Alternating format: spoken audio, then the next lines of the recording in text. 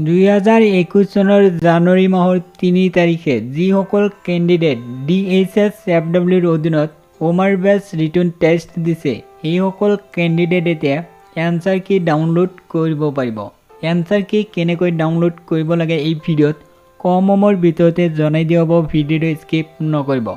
আপুনি যিটো মোবাইলতে এই ভিডিঅ' চাই আছে সেই মোবাইলতে ডাউনলোড কৰিব পাৰিব এনসাৰ কি। এনসাৰ কি চাব পাৰিব কোনটো প্ৰশ্নৰ কোনটো শুদ্ধ উত্তৰ এইখিনি চাব পাৰিব এনসাৰ কি। এতিয়া কাম কৰক, এই ভিডিঅ' ডেছক্ৰিপশ্যনত লিংক পাব। লিংকত ক্লিক কৰি ডাইৰেক্ট এই পেজত আহিব। এই পেজত পৰীক্ষাৰ গোটেই ডিটেইল চাব পাৰিব। তাৰপিছত ইয়াতে চাই লওক, তলত লিখা আছে ডাউনলোড এনসাৰ কি। ইয়াতে ক্লিক কৰি নিজৰ মোবাইলতে ডাউনলোড কৰিব পাৰিব এনসাৰ কি। তাতে চাব পাৰিব কোনটো প্ৰশ্নৰ কোনটো শুদ্ধ উত্তৰ।